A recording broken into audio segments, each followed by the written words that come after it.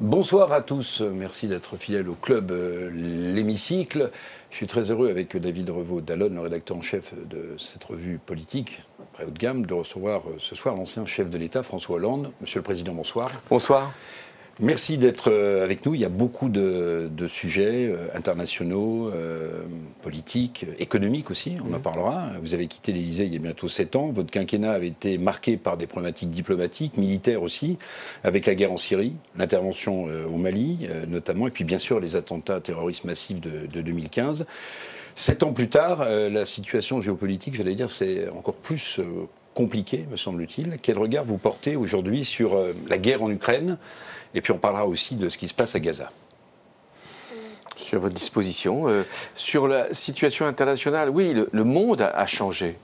Il avait commencé de changer quand j'étais moi-même en responsabilité, mais les mouvements qui s'étaient déjà traduits par une première guerre en Ukraine, une autre guerre civile en Syrie, eh bien, se sont encore consolidés, confortés, amplifiés, puisque nous avons en ce moment même où nous parlons une guerre entre deux pays, la Russie et l'Ukraine, ce qui n'était pas tout à fait le cas en 2014-2015, où la Russie de Vladimir Poutine faisait croire qu'elle n'était pas directement engagée, puisque c'était des séparatistes. En fait, nous savions que c'était aussi des Russes qui étaient à l'œuvre. Sur la seconde guerre qui est autour de nous, Israël-Gaza, ce n'est pas la première fois qu'il y a eu des intifadas, des révoltes, puis des répressions. Mais là, ça a pris, et le 7 octobre, compte tenu de l'attentat terroriste, et de la suite, compte tenu de l'ampleur de la réaction israélienne, la crainte, c'est l'escalade.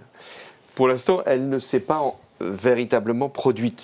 Nous ne pouvons pas tout dire sur ce qui s'est passé, mais ce qui est évident, c'est que si l'Iran a tenté une opération, il ne l'a pas réussi, et si Israël a voulu avoir une réaction, elle n'a pas été d'une ampleur telle qu'elle aurait justifié une montée aux extrêmes.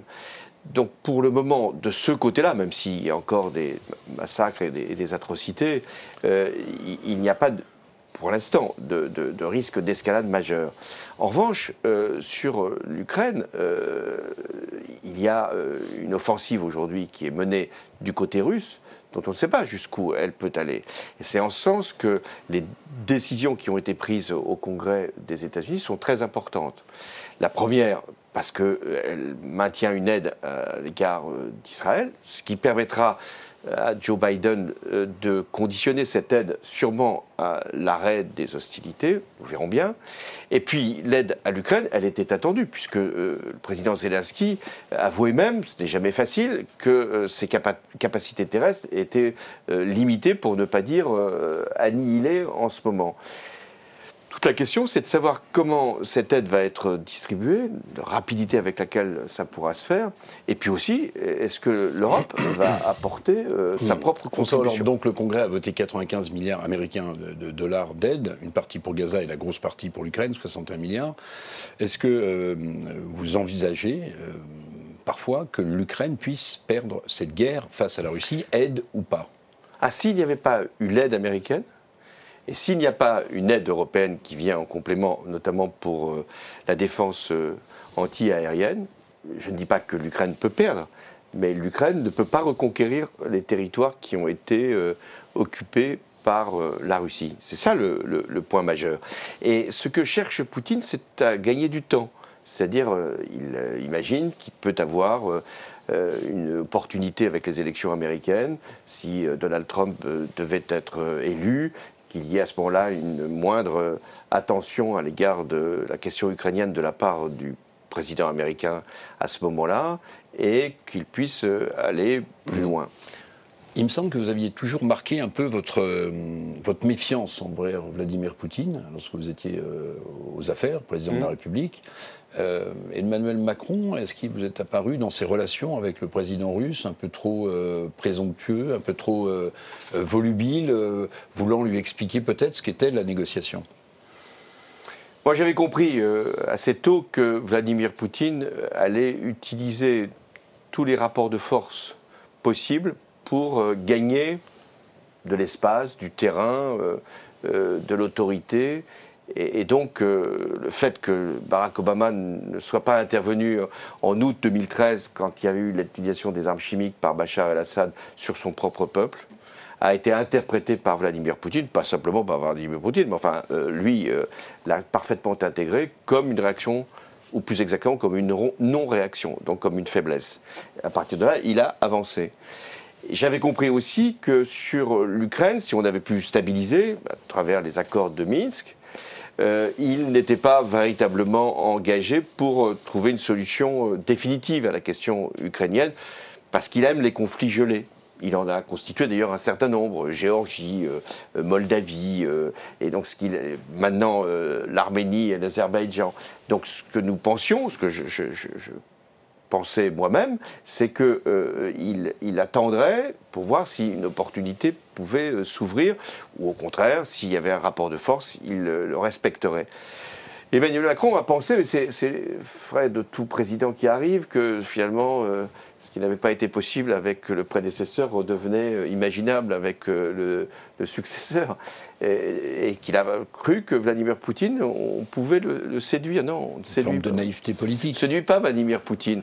On parle, on négocie quand on est dans un rapport de force, mais ce n'est pas une relation qui va devenir amicale au prétexte qu'on l'invite dans des lieux symboliques, que ce soit au château de Versailles ou au fort de Brégançon. Et je pense aussi et c'est tout à fait légitime, que le président Macron a essayé d'éviter la guerre, ou a pensé qu'elle n'était pas possible, et que jusqu'au dernier moment, et même après la guerre, il a cru que la raison l'emporterait. Mais non, il n'y a pas de raison chez Vladimir Poutine autre que la force. Le rapport de force, justement, quand on revisite l'affaire des BPC, ces fameux bâtiments de projection et de commandement dont vous aviez annulé la vente à la Russie après l'invasion de la Crimée, est-ce que vous avez le sentiment que vous aviez à l'époque compris la stratégie, la méthode Poutine, en l'occurrence, que celui-ci ne comprend que la force? Oui, quand j'ai annulé cette vente, c'est surtout cette livraison, puisque les bateaux étaient déjà construits, il y avait même les écritures en cyrillique qui étaient posées sur les bateaux. Ils avaient même été mis à la mer, et des soldats, des marins russes les avaient essayés. Quand j'ai averti donc Vladimir Poutine que je ne livrerais pas les bateaux, je ne dis pas qu'il a été satisfait, mais il a d'une certaine façon admis la décision. Il a demandé à être payé, c'était normal. On n'allait pas lui retenir son argent alors qu'on ne livrait pas les bateaux. Il n'a pas protesté de manière véhémente, il a simplement regretté vivement, mais il comprend. Ce que je veux dire par là, c'est qu'il comprend le rapport de force. Il s'est dit finalement, le président français fait ce que je ferais dans ce cas de figure. Je ne livrerai pas des bateaux à un pays belligérant. Bon. Ce qui était ma deuxième surprise, c'est l'attitude de ce qu'on appelle la classe politique française. Parce que j'aurais dû être, même si ce n'était pas courant, mais j'aurais dû être salué unanimement. Vous voyez, la droite dire finalement il a raison. C'est vrai que la décision avait été très contestée. Dire nous pensons comme lui. Pas du tout. La droite a pensé que je mettais en cause la signature de la France. L'extrême droite a dit que j'étais au service des intérêts américains. Exactement d'ailleurs ce que disait Jean-Luc Mélenchon, que nous allions trahir finalement ce qu'était la parole de la France. Mais heureusement que j'ai tenu bon là-dessus et que ces bateaux n'ont pas été livrés. C'est des porte-hélicoptères, donc il faut bien comprendre ce que c'est qu'un porte-hélicoptère. C'est comme un porte-avions, sauf que ça a une projection encore plus facile. Et donc pour Odessa, puisque aujourd'hui, je pense que l'objectif de Vladimir Poutine, c'est Odessa. C'est de reprendre toute la côte de la mer Noire pour aller jusqu'à la Moldavie. À partir de là, si Odessa était tombée dans les premiers moments de la guerre, ou si demain Odessa devait tomber, alors là, nous serions devant une Ukraine qui n'aurait plus accès à la mer et qui serait donc coupée de ses ravitaillements. Je reviens à 2013, vous l'évoquiez, c'est vraiment pour vous la genèse de l'impérialisme poutinien, le fait que les États-Unis, les avions français, je le rappelle, étaient prêts à décoller pour aller punir Bachar el-Assad de son utilisation des des armes chimiques contre son propre peuple, et c'est le Congrès américain qui a refusé la frappe américaine. Est-ce que vous pensez que c'est vraiment la genèse de l'impérialisme poutinien? Vous savez, il y a des moments que l'on vit, que l'on considère comme importants et qui se révèlent historiques. Quelle était la situation? Bachar al-Assad venait de mettre des armes chimiques sur son propre peuple, sur ses opposants. Barack Obama avait fixé une ligne rouge en disant que si le président syrien faisait justement usage de ces armes chimiques, une réaction serait quasi immédiate. Nous envisageons donc d'y répondre. Il me donne son accord. Les opérations se coordonnent. Les Britanniques se mettent dehors de cette action parce que la Chambre des communes n'autorise pas, à l'époque, David Cameron à le faire. Et au dernier moment, Barack Obama, puisqu'il y a eu cette décision britannique, dit « je vais consulter le Congrès ». Je lui explique que s'il veut consulter le Congrès, ce qui est tout à fait honorable et légitime, il n'y a pas d'opération. C'est fini. C'est ce qui s'est exactement produit, puisqu'après, il y a eu un sommet du G20 et Vladimir Poutine a fait une offre de négociation qui était l'évacuation des armes chimiques. Quelle est la conséquence? On peut se dire, bon, finalement, c'est une opération qui ne s'est pas faite, il n'y a pas eu l'usage de la force, les armes chimiques ont été retirées. On peut dire tout ça. Mais en réalité, c'est un double message. Un, les Américains ne sont plus les gendarmes du monde, c'est fini. Et ils ne le seront plus avant longtemps. Obama, c'était sa position.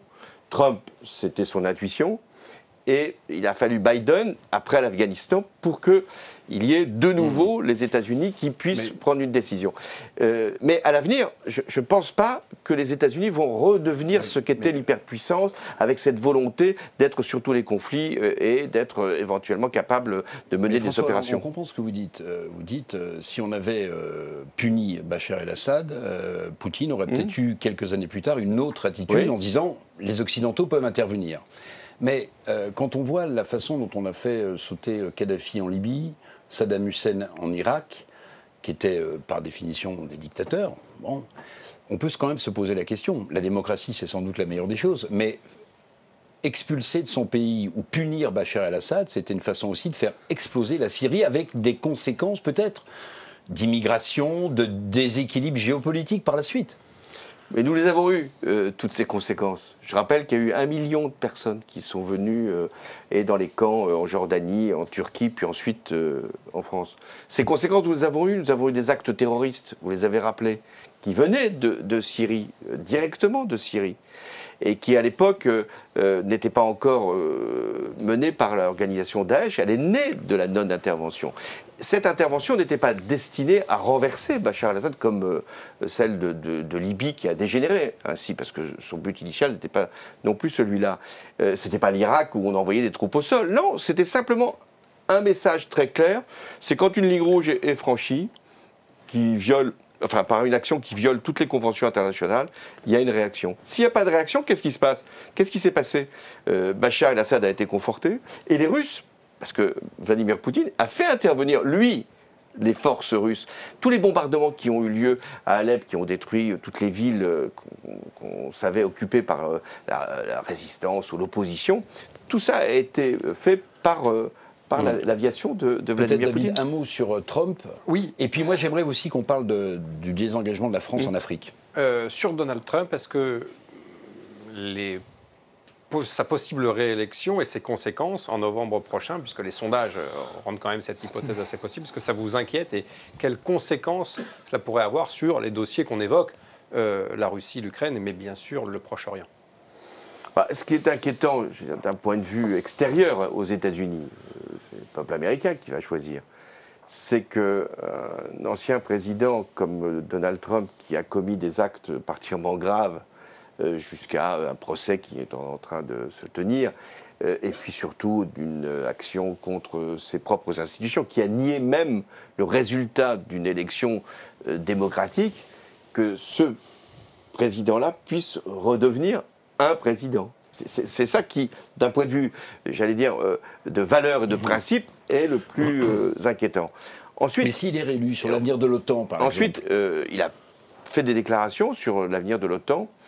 Et pour avoir un peu pratiqué Donald Trump, très peu de temps, parce qu'il arrivait quand je partais. Ce que dit un personnage comme Donald Trump, ce n'est pas simplement vrai de Donald Trump, il le fait. On croit toujours que des responsables politiques vont faire des déclarations. On va faire des déclarations pendant la campagne, et puis on fera autre chose après. Pas Donald Trump. Ce qu'il dit, il va le faire. Moi, il m'avait dit deux choses au moment où nous nous sommes parlé. Un, je vais annuler l'accord sur le climat et l'accord sur le nucléaire iranien qu'avait signé Barack Obama et moi aussi. Et il l'a fait dans un délai assez court. Quand il dit, il ne va pas quitter l'Alliance Atlantique, ce n'est pas ce qu'il a prononcé, mais quand il dit, on va se retirer, nous, de la défense du continent européen, je pense qu'il va le faire. Et donc, il le ferait s'il était élu. Et donc, les Européens doivent se préparer de toute façon à toutes les hypothèses, y compris la plus dangereuse, savoir Donald Trump, mais même l'autre hypothèse, Joe Biden, un jour ou l'autre, où les démocrates peuvent être dans la position de ne plus financer autant d'opérations pour aider l'Ukraine ou pour aider l'Union européenne ou pour être un allié totalement fiable dans l'Alliance Atlantique. Donc voilà, il faut que les Européens se préparent. Alors on va parler de l'Europe, on va parler de l'Europe, défense. Monsieur le Président, mais deux questions. La première sur la Chine tout de même, et puis ensuite il faut parler de l'Afrique et de la perte d'influence de la France en Afrique. Sur la Chine, est-ce que vous considérez que les Américains défendent les droits de l'homme à Taïwan ou défendent plutôt leurs sources de semi-conducteurs qui rentrent dans la fabrication de tout ce qui est possible technologiquement aujourd'hui? Je pense qu'on peut trouver une solution pour les semi-conducteurs à moyen terme. Donc ce n'est pas ce qui doit préoccuper le plus. Je ne dis pas que ça ne les intéresse pas, mais ce n'est pas ce qui les préoccupe le plus. Ce qui les préoccupe le plus, mais ça doit nous préoccuper aussi, c'est pas de considérer que Taïwan n'est pas dans la Chine, puisque ça c'est une position que nous avons tous tenue, et qui est d'ailleurs reconnue elle-même par la situation aux Nations Unies. La reconnaissance, elle s'est faite pour la Chine, et donc ça exclut Taïwan. C'est que ça puisse se faire par la force. Et le précédent de Hong Kong, même si ça s'est fait pacifiquement, n'est quand même pas tout à fait encourageant. Donc à partir de là, je comprends la position américaine, et qui pour l'instant d'ailleurs est assez bien entendu du côté chinois. Bien sûr que les Chinois, le président Xi Jinping considère qu'il n'y a qu'une seule Chine. Il a raison, puisque c'est la position internationale. Mais il n'a pas pour l'instant, même s'il y a des actes quelquefois un peu belliqueux ou hostiles, il n'y a pas eu d'action militaire. S'il y avait une action militaire, je pense qu'il y aurait une réaction. Alors l'Afrique, Monsieur le Président, à votre époque, je parlais de l'intervention au Mali. Depuis, il s'est passé beaucoup de choses. On a l'impression d'une sorte de fiasco diplomatique en Afrique de la France, les Russes, le groupe Wagner, les Chinois aussi, alors que plus que jamais, on a besoin d'un certain nombre de matières premières. On parle beaucoup de batteries électriques, vous savez, les terres rares au Congo et dans d'autres pays. La France est en train de, semble-t-il, s'effondrer en Afrique. Quelle est votre analyse? Elle est douloureuse, mon analyse, parce que, vous vous en souvenez, il y a à peu près 10 ans, moi j'étais venu au Mali, j'avais été acclamé par des foules... Le jour le plus important de votre vie politique. Oui, à Tombouctou, à Bamako, des milliers de personnes qui mettaient des drapeaux français, qui disaient « Vive la France, merci la France », parce qu'on les avait libérés du djihadisme, et 10 ans plus tard, pas forcément les mêmes, mais il y a des foules qui disent dehors la France. Qu'est-ce qui s'est passé? Qu'est-ce qui s'est passé? C'est pas l'intervention militaire qui était problématique. Au contraire, elle était réclamée, elle était espérée. Ce qui s'est passé, c'est qu'on ne peut pas, nous, la France, être simplement une force militaire chassant des djihadistes pendant plusieurs années. On doit aider un processus, on doit donner sans doute l'appui nécessaire et qui peut être décisif dans un premier temps, mais après, il faut se retirer. Et quand on ne se retire pas, eh bien, il y a effectivement le jeu de la propagande qui est assez commode, de dire, vous voyez, ils avaient dit qu'ils venaient vous libérer, et en fait c'est une force néocoloniale qui vient vous occuper. Il y avait quelques milliers de soldats. Bon. Deuxièmement, il ne faut pas simplement avoir une présence militaire. Il faut avoir une présence de développement, une présence économique, une présence culturelle. Ça n'a sans doute pas été suffisant. Et puis troisièmement, il y a des règles quand même. Quand il y a des coups d'État partout, et quand il se passe un coup d'État au Mali, j'en ai même eu 2, en présence de forces militaires françaises, je ne suis pas tenant de l'intervention pour l'intervention, Enfin, c'est quand même étrange qu'on laisse aller un coup d'État dans le pays où on est présent contre un président, quel que soit le président d'ailleurs, même s'il n'était pas le plus efficace, mais un président qui avait été légitimement élu. Bah, à partir de là, vous n'êtes plus respecté. Vous n'êtes plus respecté au Niger quand vous dites que vous allez sauver le président qui a été défait, renversé, et que vous n'allez pas le chercher.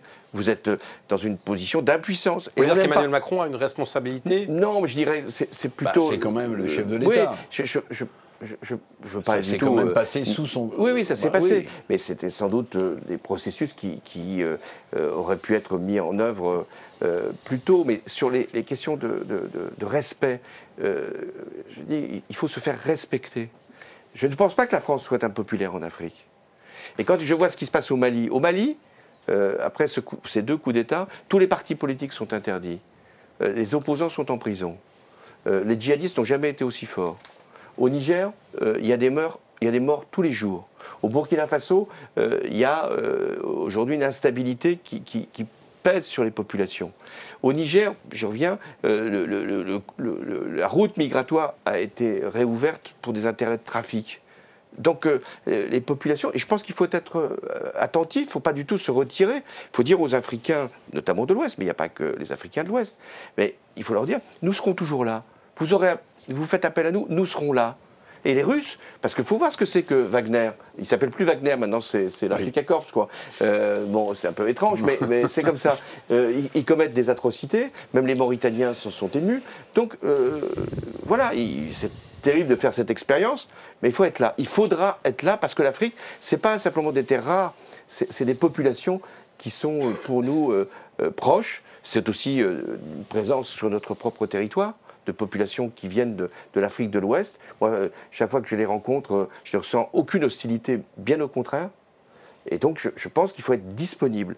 Et que les entreprises ne doivent pas lâcher prise. Elles doivent continuer à venir. Ce qui se fait passer au Sénégal, qui est quand même un exemple, malgré tout. Le Sénégal, élection démocratique, bon, ce sont les opposants qui l'ont emporté, ben, c'est la vie, ça. Et ben, il faut continuer à être là, toujours là. Alors, on va quitter un petit peu le terrain géopolitique pour s'intéresser à l'économie, et en particulier à un dossier qui vous passionne, celui des finances publiques. Le déficit public atteindrait 5,6% du PIB en 2023, au lieu des 4,9% prévus initialement par le gouvernement. C'est quand même 0,7 points, c'est énorme. Comment l'exécutif a-t-il pu se tromper à ce point, d'après vous ? Je ne suis pas un spécialiste des finances publiques, c'était mon métier autrefois avant d'être député et président de la République. Pour ce que j'ai fait comme président, je sais combien il est difficile de réduire les déficits. J'ai néanmoins atteint les objectifs qui étaient les nôtres. Les 3%. Les 3%, bon. Et je l'ai fait avec des impôts qui n'ont pas toujours été regardés comme agréables pour les Français qui les ont acquittés. Donc, je sais ce que ça coûte de remettre en ordre des finances publiques. Par la dépense, parce qu'il faut la stabiliser, et par les recettes, parce qu'il faut en trouver quand on est dans une situation difficile. Pourquoi on est aujourd'hui dans une situation difficile? Parce qu'elle est difficile. Il faut bien comprendre que nous sommes, avec l'Italie, le pays qui a le plus de déficit public de toute la zone euro. La Grèce, que j'ai sauvée, enfin, pas seulement moi, mais enfin, avec Mme Merkel, la Grèce a un déficit public de 1,5% du PIB. Le Portugal, qui était dans une situation mais épouvantable en 2012-2013, il a un excédent budgétaire. Alors qu'est-ce qui s'est passé pour que la France soit dans cette situation? La France, elle a inventé une formule, enfin c'est pas la France, c'est son président qui a inventé une formule et qui l'a pratiquée, c'est le quoi qu'il en coûte. Quand vous instaurez le quoi qu'il en coûte, vous laissez penser, pas simplement aux citoyens, mais aux acteurs publics, que puisque rien ne coûte, tout est dépensé. Il faut donc, dans ces périodes où il y a une crise majeure, une crise sanitaire, il fallait bien sûr éviter le chaos et le pire. À un moment, il faut arrêter le processus. Il s'est poursuivi. Deuxièmement, il y a une hypothèse de croissance qui n'a pas été vérifiée. Mais ça vaut pour tous les pays de la zone euro, et qui n'a pas surtout été corrigée assez tôt. Et voilà pourquoi aujourd'hui nous avons un niveau de dette publique qui est parmi les plus élevés et un niveau de déficit qui est le deuxième ou le troisième dans la zone euro. Mais François Hollande, vous dites, lorsque vous étiez aux affaires, président de la République, j'ai stabilisé les dépenses publiques et j'ai augmenté les impôts. Les Français gardent surtout, quand on voit le taux d'imposition en France, l'idée que vous avez augmenté les impôts. Quand je regarde le niveau des prélèvements obligatoires, il est exactement le même aujourd'hui qu'hier, alors que des impôts ont baissé. C'est curieux, hein, la vie statistique. C'est-à-dire que, en fait, vous pouvez avoir plus d'impôts qui rentrent, alors même que vous avez pu diminuer certains taux. Et quelquefois, d'ailleurs, le raisonnement peut s'inverser. Vous pouvez augmenter des taux et avoir moins de recettes. Bon, c'est une loi bien célèbre. Donc voilà, nous, on avait l'objectif, et c'était très important pour ne pas être déclassé, pour ne pas avoir des taux d'intérêt qui auraient flambé, pour ne pas être mis de côté dans la zone euro, et pouvoir redresser aussi les entreprises. Il était important de demander un effort. Il a été significatif, même si on a pu ensuite le corriger. Là, il faudra demander un effort. C'est-à-dire qu'il faut encore augmenter les impôts. Non, il y aura sûrement quelque chose. Vous savez, quand j'essaie d'expliquer ça. Taxer les super profits des entreprises. Oui, on peut prendre différentes mesures, mais faire une dépense en moins, c'est finalement comme un impôt en plus. Je m'explique. Si vous indemnisez moins les chômeurs, c'est comme si vous faisiez un impôt sur les chômeurs. Bon, si vous n'indexez pas les retraites, hypothèse qui court en ce moment. Si vous n'indexez pas les retraites sur les prix, c'est comme si vous faisiez un impôt sur les retraités, puisqu'ils vont toucher moins que ce qui était prévu. Donc, baisser la dépense, il faut sûrement y réfléchir et y travailler, mais c'est équivalent sur les conséquences sur les Français que d'augmenter les impôts. Tout dépend quels impôts vous augmentez. Ce serait une solution de facilité de dire, puisqu'il y a un déficit, j'augmente les impôts. Ça, c'est un peu mécanique. Mais s'il devait y avoir un effort, c'est possible qu'il soit nécessaire, il ne peut pas y avoir un effort demandé à tous les Français, quelles que soient dépenses ou recettes, s'il n'y a pas effectivement une contribution de ceux qui ont été les plus gagnants dans la dernière période. Les entreprises, certaines entreprises qui ont fait des profits élevés, on parle aujourd'hui beaucoup des rachats d'actions, des dividendes distribués, et les particuliers qui ont gagné sur des revenus du capital. La bourse a doublé en volume depuis 10 ans. Donc c'est pas ça qui va combler le déficit public. Il faut ne pas laisser penser... Votre ennemi, c'est moins la finance aujourd'hui que les super profits des entreprises. Mon ennemi, c'était la spéculation. C'était pas spécialement le financement de l'économie, c'était la spéculation. Là, en l'occurrence, c'est pas la spéculation. Il y a des entreprises qui ont fait des super profits ou qui ont fait des profits particulièrement élevés à cause de l'inflation pour les unes, de l'augmentation du prix du pétrole pour les autres, des circonstances heureuses du trafic, par exemple, maritime, et plein de raisons objectives. Donc il y a sûrement un effort à demander à ceux-là, mais ce n'est pas cet effort-là qui comblera le problème. Cette option-là, le président, s'y refuse absolument. Mais oui, il est arc-bouté. Mais si on regarde, on parle de retrouver 30 milliards. Qu'est-ce qui s'est passé depuis 2017 le gouvernement a supprimé la taxe d'habitation, 20 milliards. Est-ce que les Français ont défilé dans la rue pour remercier le président de la fin de la taxe d'habitation? Je n'ai pas vu ça. Hein. Les impôts de production... c'est la taxe foncière qui a augmenté en parallèle. Hein. Bien sûr. Bon. Donc les Français, évidemment... oui, c'est pas les mêmes nécessairement, mais ce qu'on a baissé d'un côté, on l'a augmenté de l'autre. Deuxièmement, les impôts de production ont baissé, 8 à 10 milliards, l'impôt sur la fortune a été supprimé, la flat tax a été instaurée, tout ça fait 30 milliards. C'est-à-dire qu'il n'y aurait même pas besoin aujourd'hui de quelques décisions que ce soit, si on avait maintenu les impôts tels qu'ils existaient. François, vous avez, je ne sais pas si ma remarque va vous plaire, mais vous avez un point commun avec Emmanuel Macron, c'est qu'à la fin de votre quinquennat, vous attendiez avec impatience l'inversion de la courbe du chômage. Oui, vous vous souvenez? Elle est venue, oui. Elle est venue. Un peu trop tard. Mais elle est venue. Mais aujourd'hui, à partir de 2015. Peut-être que le seul mantra économique que le président de la République en exercice essaie de tenir, c'est le plein emploi en 2027. Il ne cesse de... Alors pour cela, il y a une nouvelle réforme de l'assurance chômage, vous avez vu, qui va rentrer en application le 1er juillet. Bon, il y a différents leviers possibles. Tout le monde est pratiquement arc-bouté contre cette nouvelle réforme.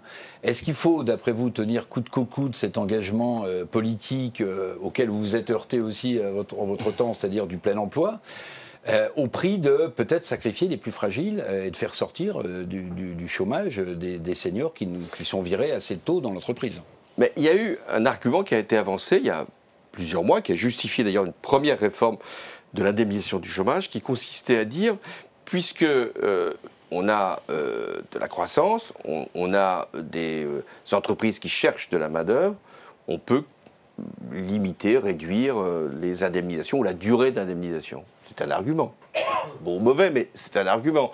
Ce qu'on appelle le contrat cyclique, puisque la croissance est bonne, on va baisser les durées d'indemnisation. Sauf que là, on arrive à un moment, c'est pour ça que cette réforme ne peut pas être comprise, où au contraire le chômage va augmenter.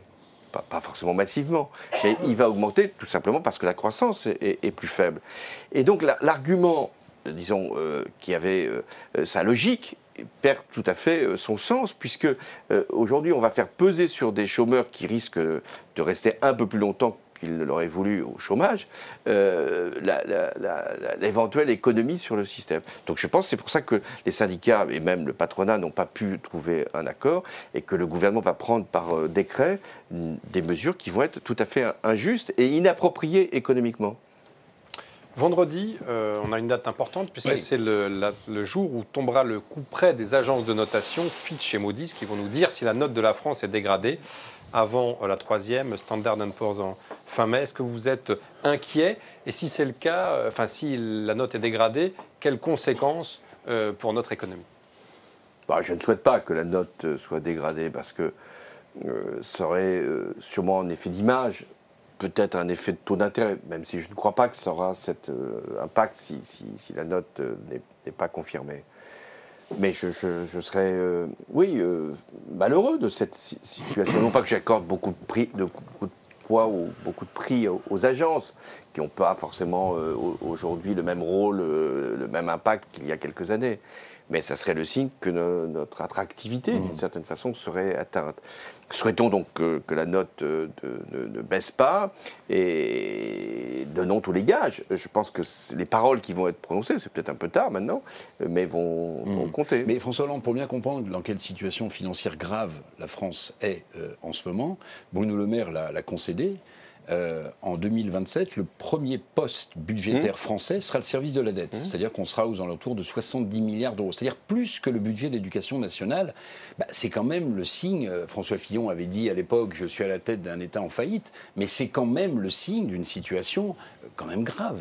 Oui, et elle pourrait être encore plus grave, si je ne veux pas noircir le tableau, mais elle pourrait être encore plus grave si les taux d'intérêt montaient. Il se trouve que la Banque Centrale Européenne va venir nous soulager, mais si les taux d'intérêt à long terme devaient monter, ou s'il y avait un doute, c'est au sens que la notation a quand même son importance, s'il y avait un doute sur la signature de la France, ce qui n'est pas le cas aujourd'hui, heureusement, à ce moment-là, les taux d'intérêt monteraient et on aurait une progression continue des charges d'intérêt. Et c'est vrai que ça rend encore plus difficile la réduction du déficit, c'est un processus cumulatif. Pourquoi on a inventé la règle des 3% ? Parce que quelquefois on se dit, mais qu'est-ce qui s'est passé ? Pourquoi il y a eu cette règle des 3% de déficit par rapport à la richesse nationale ? C'était au moment de François Mitterrand, ça remonte à loin, c'est au moment où il y a eu Maastricht. Parce qu'il y a eu, fond des Pays-Bas. Il y a eu quelqu'un dans un bureau du ministère des Finances qui avait fait un calcul et qui avait dit si la croissance finalement reste à 2% et si on a un déficit qui est de plus de 3%, eh bien, et que les taux d'intérêt sont supérieurs à l'inflation, on a ce phénomène cumulatif. C'est pour ça qu'on a fixé cette règle. C'est pas pour faire de l'austérité pour l'austérité, c'est pour un calcul économique assez simple. Avec quand même une règle un peu absurde qui consiste à mettre une amende à des pays, ça c'était à Maastricht, qui ne respectent pas ces critères. C'est-à-dire qu'avec cette amende, on accroît un peu plus le déficit. Oui, c'est la raison pour laquelle la France n'a jamais respecté les critères de Maastricht. C'est pour ça que quand j'entends... c'est fait exprès. Mais quand j'entends oh là là, l'Europe c'est terrible, les critères de Maastricht, les sanctions... La France n'a jamais, sauf une ou deux années, été au-dessous de 3%.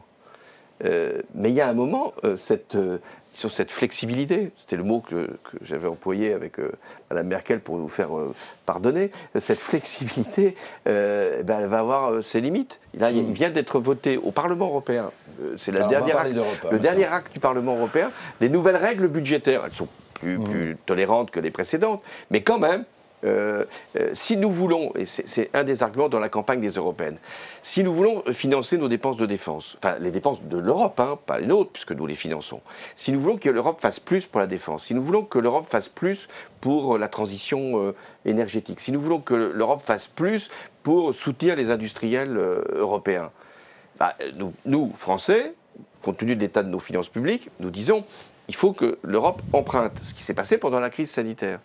Mais les Allemands nous répondent, mais écoutez, avant d'emprunter, nous, tous ensemble, réglez votre affaire de finances publiques. Sauf que les Allemands, en ce moment, la ramènent un peu moins parce que leur économie est en récession. Oui, mais ils ont et quand la même... rigueur budgétaire, ils la regardent un peu différemment, peut-être, en ce moment. Mais ils ont une dette publique qui fait que 60% de la richesse nationale. Alors, vous le disiez, vous l'avez dit à plusieurs reprises, la France n'est pas vraiment le bon élève de la classe européenne en matière de déficit. Je me souviens qu'au début de son premier quinquennat, Emmanuel Macron était qualifié, hérité de ce sobriquet, le Mozart de la finance. Est-ce que, pour vous, aujourd'hui, c'est définitivement oublié ? Maintenant, on est passé à la musique concrète, si vous voulez. C'est moins harmonieux, peut-être plus inventif. Plus cacophonique, peut-être ? Peut-être, mais... Enfin, pour une oreille non avertie. Mais là, il va falloir jouer de la flûte, si on veut y arriver. Vous estimez que c'est pas le cas encore. Emmanuel Macron ne joue pas de flûte pour l'instant. Pour l'instant, il est confronté à un bruit de fond. Alors, sur l'Europe, Monsieur le Président, on va parler des élections européennes, mais j'aimerais qu'on parle de l'Europe. Est-ce que vous considérez que l'Europe fédérale, d'ailleurs le Président de la République ne parle plus que de souveraineté européenne, hein, il parle plus de souveraineté nationale. Est-ce que, une fois pour toutes, il faut dire aux Français que l'ensemble dans lequel doit évoluer la France, même si elle s'efface un peu, c'est celui d'une Europe fédérale, ou, comme disent certains souverainistes, d'une Europe plus des nations? Mais je pense qu'il faut dire la vérité aux Français. Il y a des compétences qui nous reviennent directement. Notre système éducatif, notre système de santé, notre système fiscal, nos règles d'infrastructure, ça c'est nous. Y compris même la défense. C'est fait quand même beaucoup. Qu'est-ce que c'est qu'une république? C'est de définir la vie en commun, des règles de sécurité, d'avoir une école, d'avoir un système de santé, d'avoir une fiscalité. Bon. Et puis il y a des compétences qu'on a déléguées. Et peut-être d'autres qu'on peut aussi renvoyer. Une compétence qu'on a déléguée, on en a parlé, c'est la monnaie. C'était pas rien quand même. Est-ce que ça a été pour nous, même si symboliquement c'était particulièrement fort, perdre sa monnaie? C'est un acte de souveraineté, la monnaie. Bon. Donc on a délégué, enfin renvoyé à l'Europe, et on ne s'en plaint pas, puisqu'on a une monnaie stable et qu'on a une solidarité financière au sein de la zone euro. Qu'est-ce qu'on a renvoyé vers l'Europe? Une partie de la gestion de l'immigration. C'est ce qui vient d'être décidé. Le pacte migration. Est-ce que c'est une mauvaise chose? Non, c'est mieux d'organiser le contrôle de la migration là où arrivent les migrants sur les côtes que de le faire dans chaque pays, ce qui n'empêche pas d'avoir des règles pour chaque pays. Mais déjà, l'Europe a, c'est ce qu'on appelle Schengen. Le pacte migration qui a été paraphé par le Parlement est un bon. Non, je ne dis pas qu'il est bon, mais au moins il a le mérite d'exister. On peut dire, on peut le corriger, mais il montre bien que c'est à un niveau européen qu'on doit régler les arrivées. Les arrivées, faut qu'il y ait des spots, comme on dit, des lieux où on va contrôler ceux qui arrivent, accepter certains, repousser d'autres. Bon. Autre compétence, on a, je ne parle même pas de l'agriculture, on a un grand marché qui a été renvoyé à l'Union européenne. Alors là, ça c'est vrai qu'il y a une contradiction entre la souveraineté nationale et la souveraineté européenne. Le grand marché unique, le marché européen, c'est la règle de la concurrence. Si c'est la règle de la concurrence, vous ne pouvez pas, comme État, aider des industriels ou à faire la transition énergétique, ou à s'assurer une souveraineté sur les médicaments ou sur autre chose. Là, il y a, à mon avis, un frottement. Qu'est-ce qui peut être fait à l'échelle de l'Europe qui nous donne cette souveraineté, si ça permet d'avoir effectivement l'assurance que sur, par exemple, les médicaments, on peut être, avec des entreprises qui sont installées ailleurs qu'en France, assuré de pouvoir disposer de ces médicaments, pourquoi pas? Si c'est pour être dépendant d'un autre pays, c'est assez gênant. Donc, je crois qu'il va y avoir une évolution qui va se faire dans les prochaines années, enfin en tout cas moi j'y suis favorable, c'est qu'on puisse permettre maintenant aux États d'aider les industriels pour la transition énergétique. Vous parlez des médicaments, il y a un dossier vraiment d'actualité là, je ne sais pas si vous l'avez vu François Hollande, c'est la vente possible de Biogarant, qui est le leader des médicaments génériques en France, qui est une filiale du groupe Servier, à un groupe indien. Bon, la Chine, c'est l'atelier du monde, l'Inde, c'est la pharmacie du monde. On avait cru comprendre, en écoutant Emmanuel Macron, qu'on tirerait toutes les leçons de l'après-Covid. Et le président de la République avait même dit, on va réinstaller, on va réindustrialiser un secteur pharmaceutique en France. Et là, on est sur le point de vendre visiblement, alors qu'on peut s'y opposer, Bercy regarde ça de près. Si vous étiez aux affaires, vous laisseriez passer cette affaire facilement ? Donc, comme vous dites, aux affaires, on avait pris un décret, je vais reconnaître son auteur, le décret Montebourg, puisqu'il était ministre du redressement productif, un décret qui permettait précisément, lorsqu'il y avait des menaces sur notre propre souveraineté, de pouvoir empêcher une opération. Donc si, je ne connais pas le dossier précisément, mais s'il y avait un risque, c'est des génériques, hein, ce n'est pas la molécule elle-même, c'est des génériques, c'est-à-dire une réplique de la molécule. Mais s'il y avait des risques qu'on puisse être privé de cet approvisionnement, un jour ou l'autre, il faudrait suspendre, autant que possible, repousser cette opération. Alors, mon ami Éric Revel évoquait l'idée fédéraliste sur l'Europe. On va parler des élections européennes. Ben, cette idée, elle n'a pas vraiment le vent en poupe. C'est d'ailleurs le sujet de notre grand dossier de l'hémicycle sur la vague populiste qui est annoncée aux élections de juin prochain, puisque dans 2 tiers des 27 pays de l'UE, dans 9 pays, les sondages donnent les partis populistes de droite radicale en tête, et dans 9 autres pays en seconde position. Ça veut dire que dans les 2 tiers de l'Europe de 27, les populistes sont en première ou en deuxième position. Qu'est-ce que ça vous inspire ? On parlera de la France dans un deuxième temps. D'abord, les populistes ne sont plus dans la démarche de sortir de l'Union européenne. C'est ce qui explique qu'il n'ait pas de sanctions, puisque s'ils se présentaient en disant « voilà, nous voulons sortir de l'Union européenne », c'est eux qui seraient sortis. Mais aujourd'hui, que ce soit l'extrême droite italienne, que ce soit l'extrême droite française, et même l'extrême droite néerlandaise, plus personne ne veut sortir. De ce point de vue-là, rendons grâce aux Britanniques, le Brexit a fait que plus personne ne veut sortir. Donc les populistes, ils arrivent avec une position qui est très différente du passé, puisqu'ils étaient finalement une menace pour l'Europe telle qu'elle était construite. Là, ils arrivent avec l'idée, nous ne voulons pas sortir, nous voulons arrêter le processus de construction. Et ça, ça peut avoir un écho plus grand dans certains pays et chez certaines catégories. Deuxièmement, leur seul slogan aux populistes, c'est l'immigration. Quand vous regardez... Le pouvoir d'achat tout de même, la question sociale. Plus en France, parce que Mme Le Pen a pris cette orientation de manière purement électorale, mais le point commun de tous les populistes, c'est l'immigration. Et c'est la peur de l'invasion. Mais est-ce que ce n'est pas un sujet, François Hollande, quand même, pour les Français et les Françaises, est-ce que ce n'est pas un sujet? Est-ce qu'on peut aborder ce sujet sans être traité d'extrême droite d'ailleurs? D'ailleurs, je ne sais pas si vous seriez d'accord pour traiter le Premier ministre britannique d'extrême droite, lui qui vient de signer un accord avec le Rwanda pour y mettre les immigrés qu'il ne veut pas. C'est une forme de rémigration, pardonnez-moi. Est-ce que le Premier ministre britannique est d'extrême droite? Non, mais il est quand même attentatoire aux libertés. Parce que quand même, dire à des personnes qui ne sont pas du Rwanda, voilà, vous êtes arrivés là, mais on vous envoie au Rwanda, c'est quand même étrange. Hein. Vous voyez, vous êtes indien, pour les Indiens, je pense qu'il y a des dérogations, hein, compte tenu de la personnalité du Premier ministre britannique. Mais vous êtes d'une nationalité, vous êtes latino-américain, on vous dit, bah, ça tombe bien, on va vous envoyer au Rwanda. Bon, je ne suis pas sûr que ce soit quand même des principes qui peuvent être compris par tous. Mais je reviens, bien sûr que l'immigration, c'est un sujet très important. Et la sécurité aussi. Mais je vais dire, la sécurité, c'est une dimension purement nationale. Sauf sur la question du terrorisme, on doit quand même se coordonner. Il vaut mieux que l'Europe. Pour avoir traversé la période des attentats, je dois dire que la coordination était absolument indispensable. Et quand elle a manqué, ça a coûté. Sur l'immigration, et je pense qu'il faut aborder très clairement ce point. Et avec ça a été un des problèmes de la gauche dite républicaine. C'est d'avoir considéré qu'il ne fallait pas en parler parce que c'était un sujet tabou. En tout cas, dans mon mandat, je n'ai jamais manqué à cette obligation qui est de fixer des règles et de les faire respecter. Mais j'y reviens. Si on veut régler humainement, dignement, mais efficacement l'immigration, c'est avec des règles européennes. Si on laisse rentrer n'importe comment des populations sans les accueillir dès qu'elles sont sur une côte européenne, il y a des frontières européennes, eh bien ces populations vont se disperser, elles vont toujours au même endroit. C'est l'Allemagne, c'est la France et souvent les pays scandinaves jusqu'au moment où ils ont eu des règles particulières.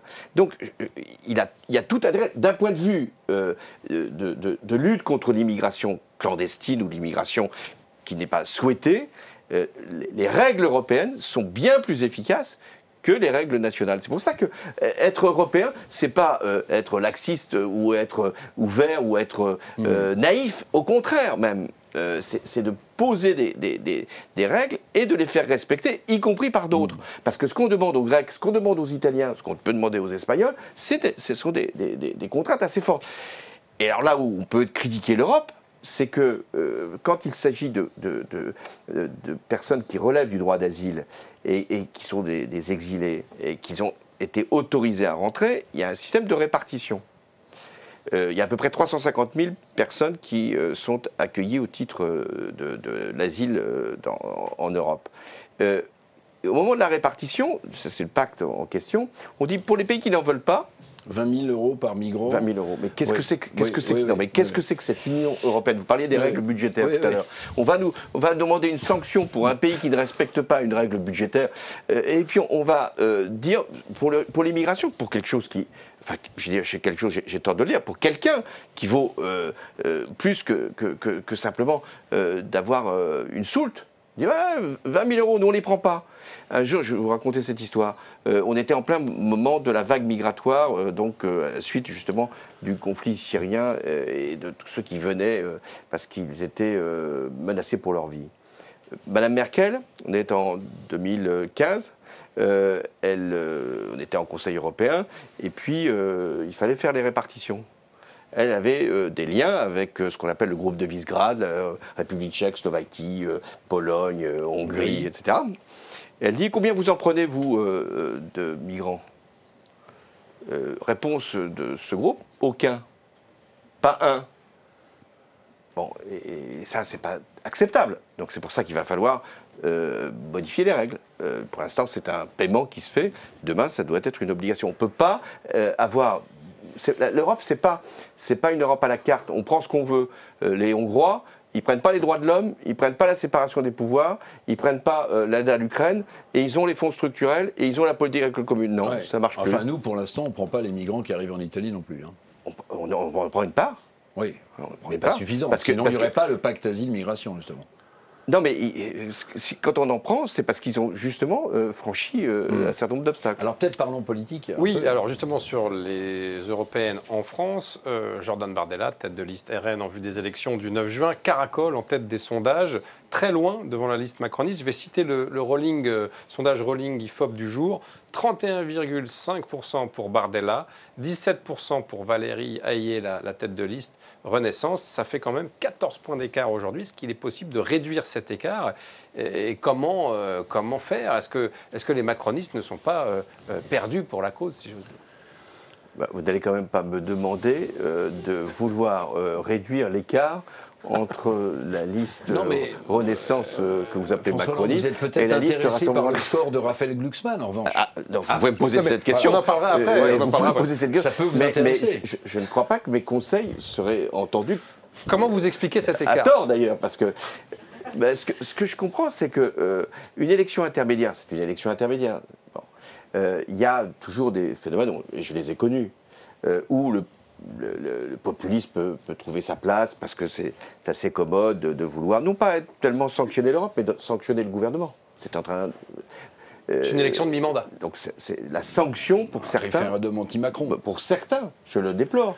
Mais la sanction peut passer par un vote d'extrême droite. Donc quelle est la responsabilité? Parce qu'il y a une responsabilité qui n'est pas simplement celle du pouvoir, ce serait trop simple. Il y a une responsabilité de tous les partis.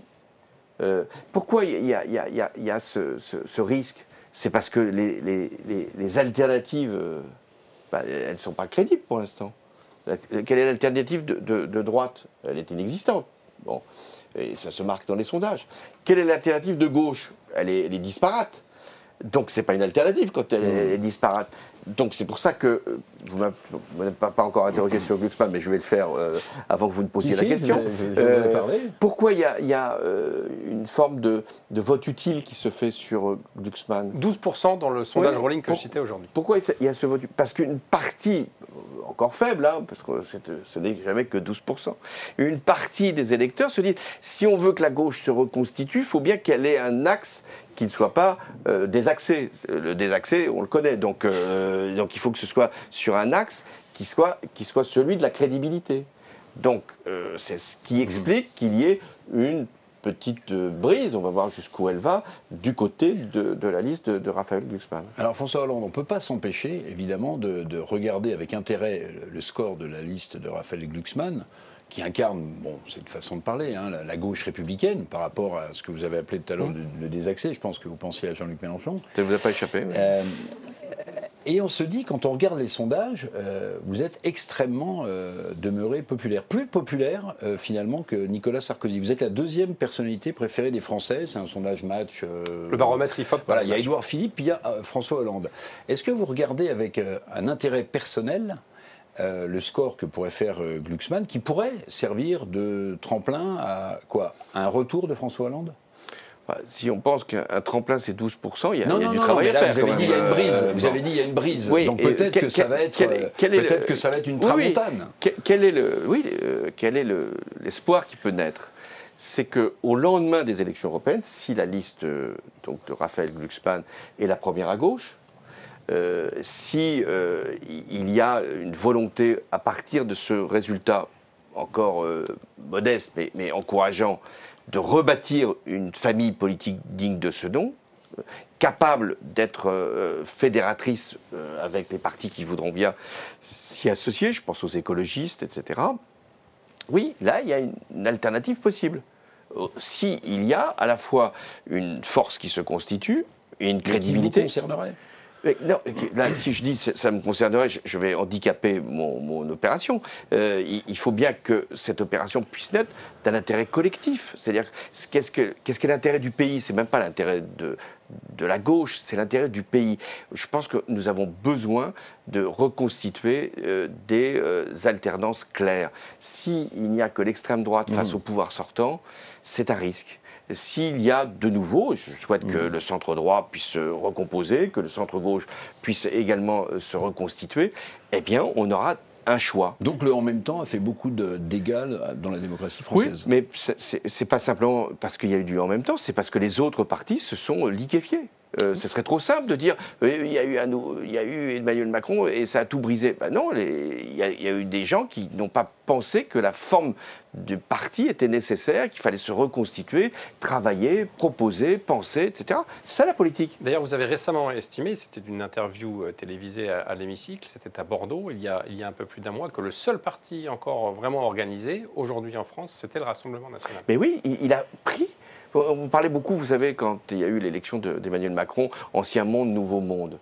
Le Nouveau Monde, c'était les partis éphémères, c'était les partis autour d'une personnalité, celle d'Emmanuel Macron, celle de Jean-Luc Mélenchon, d'autres. Les fameux mouvements gazeux. Voilà, les mouvements. Donc, à force de faire un mouvement gazeux, ça a fait une explosion, mais ce qui restait, c'est le vieux monde. D'une certaine façon, le Rassemblement national, c'est le vieux monde, c'est le vieux parti, même s'ils ont changé de nom, le Front national, qui est devenu le Rassemblement national, avec des gens qui sont dans les fédérations, les sections, ils font des banquets, ils font des réunions. C'est ça la politique. Alors c'est pas sur les idées que je souhaiterais que le pays se réveille, mais c'est très important qu'on retrouve une vitalité démocratique. Un des problèmes de la France, c'est que sa vitalité démocratique c'était émoussé. La montée du populisme en France et ailleurs, David le rappelait, en Europe, est-ce que c'est pas aussi finalement le constat d'échec de partis auxquels vous avez appartenu? Le Parti Socialiste, le RPR. C'est-à-dire qu'en fait, ce que disent beaucoup d'électeurs du Rassemblement National aujourd'hui, c'est même pas qu'ils pensent peut-être qu'il va y avoir des solutions à leurs problèmes. C'est qu'en gros, ils ont essayé tout le monde. Ils ont essayé le PS, ils ont essayé la droite, et qu'en fait, ces gens ne leur ont rien apporté. Donc, finalement, il y a une espèce de vote de désesperados qui peut emporter la décision en 2027. Oui, il y a des choses dans la vie qu'on n'a pas essayées, qu'il vaut mieux pas essayer. Si vous prenez du poison, vaut mieux pas l'essayer, même si on vous dit que non, ça va pas vous tuer. Non, vaut mieux parfois ne pas faire des aventures extravagantes. Et donc l'idée que j'entends, hein, bien sûr, puisque on a eu tout le monde, même ceux qui n'étaient rien. Pourquoi ceux qui n'avaient pas d'idée particulière, pas de parti particulier, on les a essayés aussi, ceux qui étaient dans le dépassement. Donc, puisqu'on a essayé tout le monde, on n'a qu'à prendre cela. Je trouve que c'est une idée qui n'est pas une idée. On doit prendre la personnalité ou le parti, quand on est dans une élection législative, qui vous donne la plus de confiance dans votre avenir. Je vais rappeler quand même une chose, puisque j'ai exercé la plus haute des fonctions. Président de la République, c'est être le chef des armées. Président de la République, c'est de décider de la force de dissuasion. Je souhaite qu'on ne l'utilise jamais. Mais quand même, ça doit faire réfléchir. Réfléchir, c'est-à-dire, qu'est-ce que ça signifie présider la France? La France, ce n'est pas un pays anodin. C'est un membre permanent du Conseil de sécurité, c'est un pays qui a une armée reconnue et puissante, c'est un pays qui a une position internationale, qui a une culture. Donc, choisir un président de la République, c'est un acte important. On n'essaye pas n'importe qui à cette fonction. De ce point de vue-là, le président du Sénat, Gérard Larcher, dans une grande interview qu'il nous accorde dans le dernier numéro de l'Hémicycle, estime que le bilan des 2 quinquennats de Macron risque d'avoir été le marchepied de Marine Le Pen. Vous êtes d'accord? Et finalement, quel regard vous portez sur le bilan de votre successeur au bout d'aujourd'hui 7 ans d'exercice du pouvoir? Je pense que c'est peut-être pas forcément utile de commenter ça. Le mandat va bientôt se terminer dans 3 ans. Donc, ce qui compte, c'est pas simplement de porter un jugement même un peu péremptoire sur ce qui s'est passé. Ce qui compte, c'est qu'est-ce qui va se passer. La responsabilité, pourquoi l'extrême droite est aussi haute. Enfin, elle est ancienne, l'extrême droite. Elle n'est pas venue du mandat d'Emmanuel Macron. Ce serait tout à fait. Vous le disiez, un demi-siècle d'existence. Oui, ça fait depuis 1983. Donc il y a quelque chose qui s'est passé dans notre pays depuis longtemps, qui a travaillé l'opinion, une espèce de déclassement, de désespérance sans doute, de fatigue des partis démocratiques, vous avez raison, de sentiment d'une vie politique qui n'était pas satisfaisante, d'une espèce de rigidité dans les choix, d'un éloignement même des responsables politiques par rapport aux citoyens. Tout ça existe. Sans compter le choc qu'a été le monde, l'Europe. Donc ça a chahuté quand même des territoires, donc on peut le comprendre, mais on peut l'analyser en tout cas. Mais ce qui compte, c'est ce qui va se passer maintenant. Est-ce qu'on reste comme ça, insensible, impassible, en considérant que finalement, allons-y comme ça et on verra bien? Non, on ne verra pas. Ou plus exactement, on verra trop tard. Donc il faut, pendant les 3 ans qui restent, que ceux qui ont conscience que la France ça compte, que la République c'est important, qu'il faut offrir aux Français un peu d'enthousiasme et un peu d'espoir, il faut qu'ils se remettent en mouvement. Ça vaut pour les anciens présidents, ça vaut pour les citoyens, ça vaut pour tout le monde. Est-ce qu'on est prêt à s'engager davantage pour faire que la France puisse ne pas connaître, je pense, une solution qui la diminuera. Le Front républicain, ça peut encore tenir aujourd'hui? Non, je pense que justement, l'idée qu'il faut écarter fonctionne de moins en moins. Il ne faut pas écarter, il faut choisir. Il faut donner à espérer, il faut faire un vote qui soit positif. On ne gagne pas une élection, ça peut arriver, simplement sur les défaillances de son concurrent. On gagne une élection parce qu'on a produit un peu d'espoir, même si l'espoir après peut être une déception. Mais au moins, il faut qu'il y ait l'espoir qui soit là. Et donc des raisons d'espérer, un vote qui soit positif, je retente ma chance, est-ce que ça pourrait être mettre un bulletin François Hollande dans l'urne en 2027? Est-ce que vous pourriez être ce candidat? Si vous avez gardé le bulletin de 2012, vous pouvez essayer. Merci beaucoup, merci François. À vous. Merci, David. Je note quand même que vous avez eu un réflexe que vous aviez eu dans le débat face à Nicolas Sarkozy. Vous avez utilisé l'anaphore tout à l'heure. Absolument. Moi, président, le président de la République. Donc, peut-être un indice. On ne se refait pas, de toute façon. Merci beaucoup de votre participation. Merci de nous avoir suivis sur YouTube et ici dans l'hémicycle, dans l'auditorium d'Epoca. Merci beaucoup et à très bientôt pour un nouveau Club l'Hémicycle. Merci. Merci.